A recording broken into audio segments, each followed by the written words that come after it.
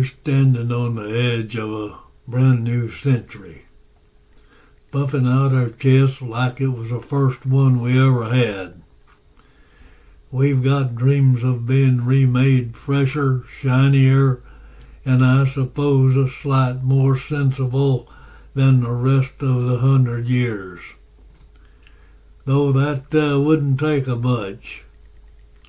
Now, I keep hearing a man talking about Greenland.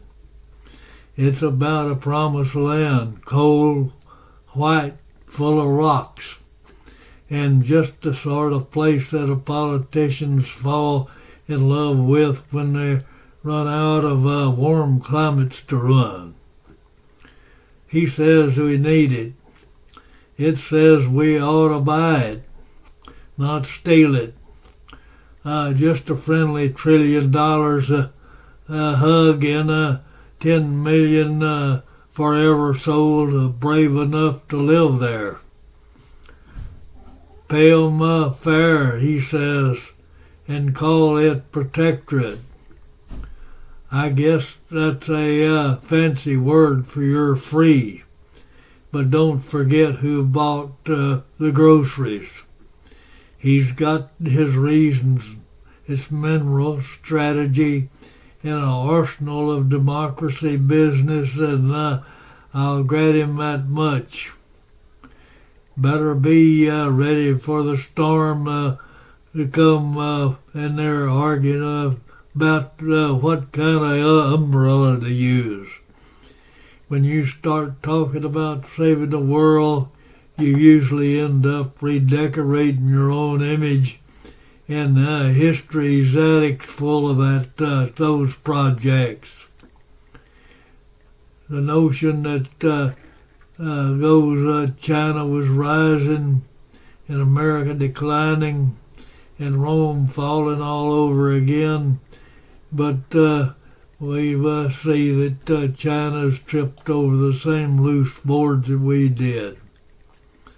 Now every empire in a lot of wobbling and like a three-legged stool, and no one's just volunteering to fix it. So the fellow says we best get our act together. Oil, coal, nukes, currency, and maybe a little intelligence if there's any left to squeeze out of that machine. Fair enough, though I've never known a nation itself with the greatest first thinking itself to death. And the man warns that liberty is a handful of shiny minerals about that.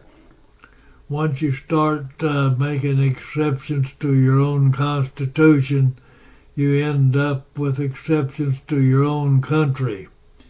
You can buy Greenland if they're willing to sell. Just don't pawn the soul on the way to the bank. As far as Europe, he says they're turning into a museum themselves, run by creators, not by citizens, guarded by committees that don't talk, and maybe feeling more of the freedom that it's right. Maybe they're just painting the freedom on the wall so they can remember what it looked like. But the way I see it, when a man starts playing footsie with those who don't share his values, he's bound to lose more toes than he'd bargained for. Ask any king who has misplaced his crown. What do you think?